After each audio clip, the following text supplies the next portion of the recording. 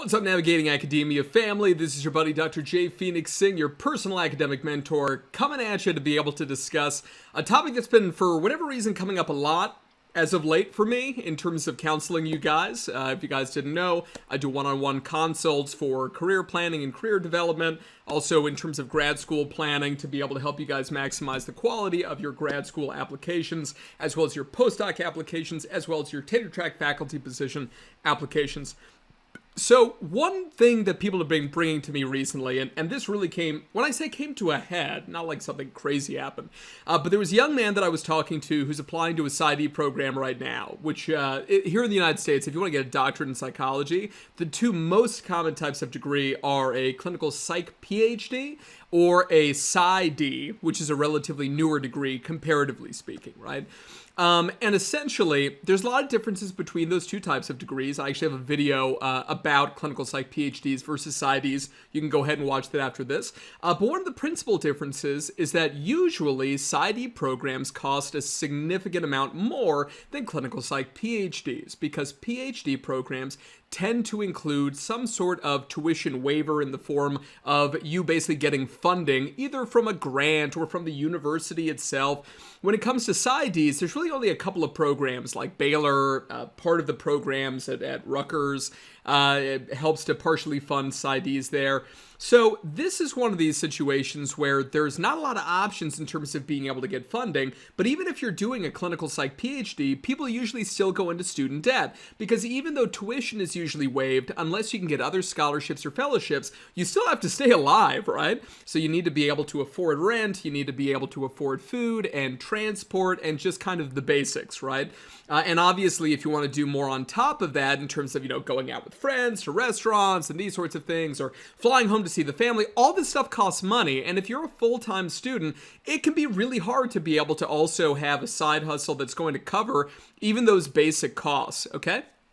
So people still oftentimes take out student loan debt. And so there was a young man who I was speaking to who wanted to do a Psyd program, and both of his parents are medical doctors. And kind of off the cuff, just randomly, he said to me, well, I'm going to be a psychologist, so I'm going to be making, a lot of money. And this is something that, again, I've talked to people in the past about, and just being really transparent with you guys, I thought so too, right? I thought so too.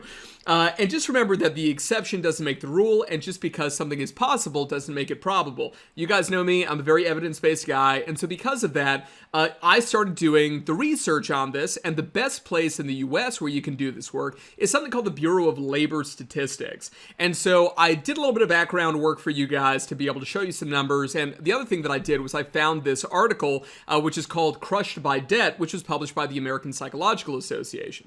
Now, to be fair, this was published almost like 8 years ago from the time that this video is getting made.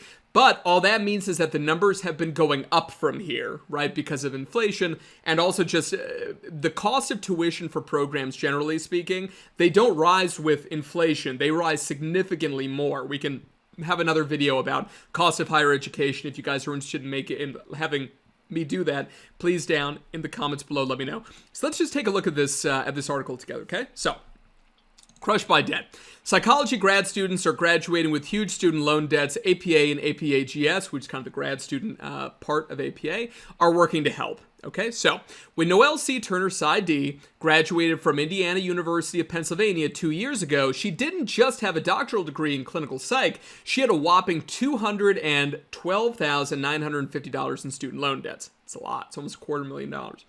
By the time she finishes paying off those loans, if she can ever achieve that goal, with her salary now at just $55,000 a year, which is not abnormal, by the way, interest will have brought the total amount due to $750,000. Whoa.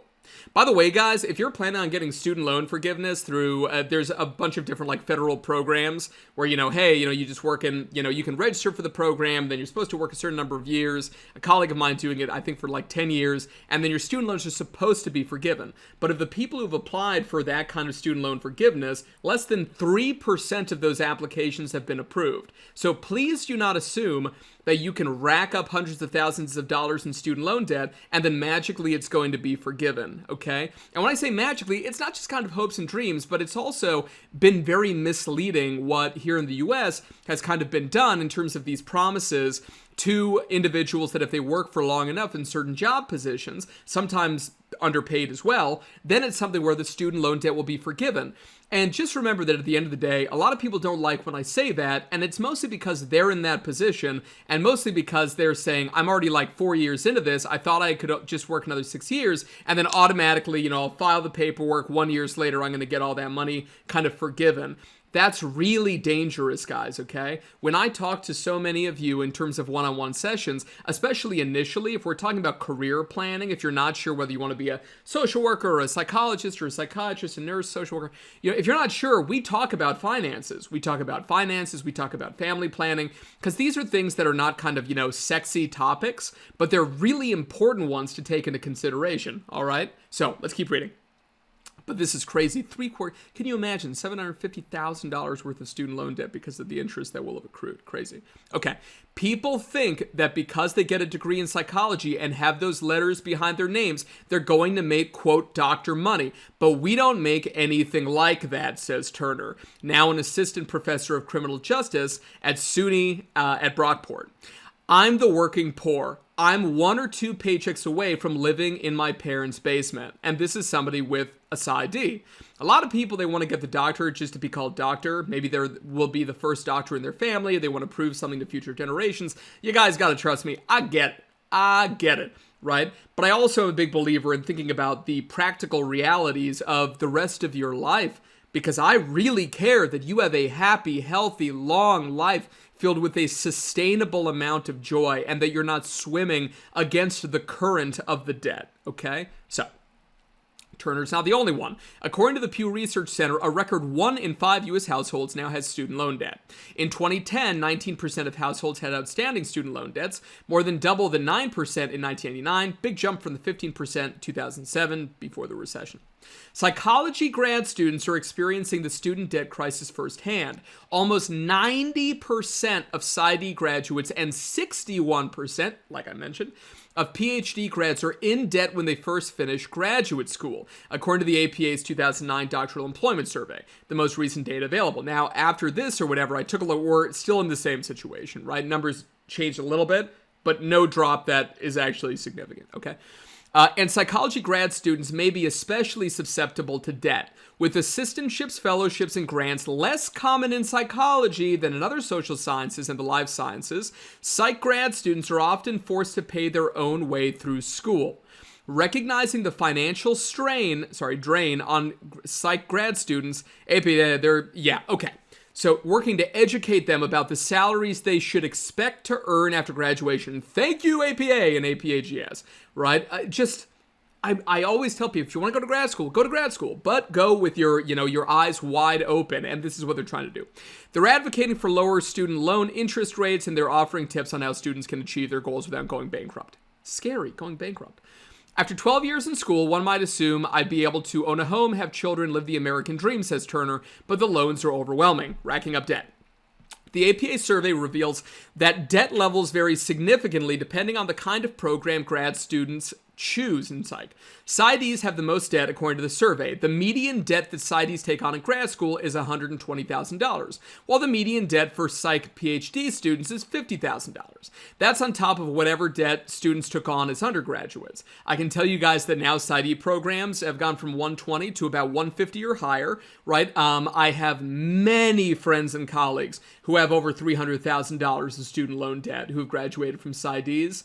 And again, clinical psych PhD programs, you get the opportunity to have it subsidized, but just keep in mind that not just financially, acceptance rate, admissions-wise, acceptance rates are like crazy lower for the PhD programs. We're dealing with 4% and lowers in an average year, right? I'm convinced that after COVID-19, a lot of people started having during that time mental health problems, or they got therapy, or people in their family got therapy or had problems, and they came to recognize just how valuable work in the behavioral sciences is. And because of that, they're like, I want to be a psychologist, because they're most familiar with that term psychologist, as opposed to counselor, social worker, and so forth, okay? And because of that, they also, don't really know all the differences between, MA psychologists, PhD psychologists, Psyd psychologists. So, especially because PhDs, one of the gatekeeping mechanisms is usually the GRE. So a lot of people are like, well, I know some of these big name schools, they don't have a Psyd, they have a PhD. It doesn't require the GRE. I want to help people. I'm going to apply for those programs. And because the application number has gone explosively up because of that over the last 2 years, the acceptance rates now for many programs is a fraction of 1%, especially the bigger name programs where you can have 100 plus students applying for every grad supervisor who is, wanting to, have a new grad student. And that is really scary, and it should be. Okay, so next, the subdiscipline students choose also, there we go. The subdiscipline students choose also affects their debt level. 78% of grad students in clinical counseling, school, and combined psych programs have grad school loan debt with a median debt of $80,000. In comparison, just 48% of grad students in other psych programs having debt. Okay, so when they say other psych programs, we're talking about PhD in cognitive psych, PhD in developmental psych, okay, non-clinical programs. The clinical programs, you're going to have higher debt, okay? For those who do, the median, in terms of have debt, the median grad school debt is $32K, right? So it's a lot lower if you have a non-clinical, i.e. solely research degree, okay? Okay, very good. So then this is the last thing that I want to mention here because I think it's nuts. Financial aid calculators, such as the one at FinAid, recommend allocating 10% of income to debt repayment. That means that students with a $750 a month loan payment, for example, need to earn $90,000 a year to handle their repayment comfortably, right? Why do I think this is crazy? Because $750 a month these days, with numbers having gone up, let's just say, guys, okay, $1,000 a month. So $1,000 a month is $12,000 a year, right? And $12,000 a year is a pretty considerable amount of money when you take into consideration the average household income in the United States is about $50,000. Right, $50,000 to $60,000, okay? So how much can psychologists actually expect to make? Best thing you can do is to be able to go to Bureau of Labor Statistics, to something called the Occupational Outlook Handbook, okay? This data is from 2020. This is like straight up new data, okay? 2020 median pay, okay, so 50% of people make this, okay, is about $82,000. And this is about $40 an hour. So a lot of people say to themselves, well, if I'm a psychologist, I'm going to make $150 to $200 an hour. I'll at least make $100 an hour. But in terms of the average, not the average, the median amount, right? So half of all psychologists are making $40 an hour. Okay, I have a lot of friends at Amazon who are making $22 an hour, right? But they're Amazon drivers. They're making $22 an hour, right? As opposed to warehouse workers and such. But this means that it's like less than twice that of what an Amazon driver ends up making after you have all this student loan debt and all this kind of stuff, right? Okay, very good. In terms of number of jobs and job outlook, right, it's increasing 8% a year. It's as fast as average, blah, blah, blah, blah, blah, which is understandable, okay? Now, I think that there's no more useful data here, but then I also, for U.S. Bureau of Labor Statistics, went to a section called Occupational Employment and Wages, and this is from May 2020, right? So it's still quite recent, okay? And so here what you're seeing is that the mean, so not the median, the mean average hourly rate, so the highest and the lowest, you combine them, take the average, it's about $43, and the mean annual wage is about $90,000. So at the end of the day, again, you're going to at least have $750 to $1,000 a year in student loan like repayments. And this is not for a short period of time. This is basically like stretched out an insane amount, okay? Percentile wage estimates for clinical counseling and school psychologists, which most of you who watch this channel, if you want to be in psych, that's where you are, okay? So what you're seeing here, again, the median is $39, right? But the 90th percentile, 90% of all psychologists per hour, they make $66.61, okay? Now, they're also working their tushies off, right? And so because of that, a lot of people say, I want to make over $100,000 a year, okay? So 1 in 4 psychologists make 6 figures, okay? And keep in mind, this doesn't mean a lot of people misunderstand. They're like, okay, so I'm gonna get the doctorate and then I'm gonna make $105,000 a year. What? Especially if you want to be in private practice and these things. This is of psychologists who have been in practice from 1 year to like 70 years in practice, okay? Everybody together, these are the stats a lot of people think, especially in kind of my generation and Gen Z, I'm millennial, right? In terms of millennials and Gen Z, we just make this tacit assumption that we're going to get out and we busted our butts in grad school and now we're going to make a lot of money. And this just isn't the case, and the data shows it, right? So you just need to take that into consideration, okay? So I do recommend that you guys take a look at these websites. You guys can actually see the URLs, here and here. You literally can pause the video and just like go and take a look yourself. But maybe you want to be a social worker. Maybe you just want to be an MA level counselor, so like a certified mental health counselor. Whatever you want to do, right? Substance abuse counselor. I want you to go onto these websites. I want you to look at the numbers. I just want you guys to be careful, okay? I believe debt is a scary thing in terms of this kind of debt. The only reason you should go into it is if you have a really clear strategy for how you're going to tackle it after you graduate, okay? Yes, this means living below your means. Yes, this means cutting costs.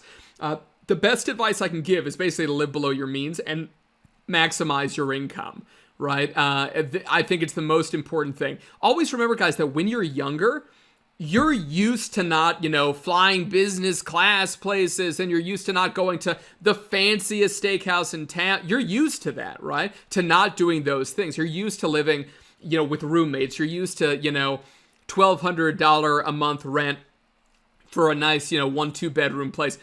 Trust me, not in DC. It's way higher here, but I'm trying to be generous and take like a national average, right? But you guys get the idea in terms of what I'm going after.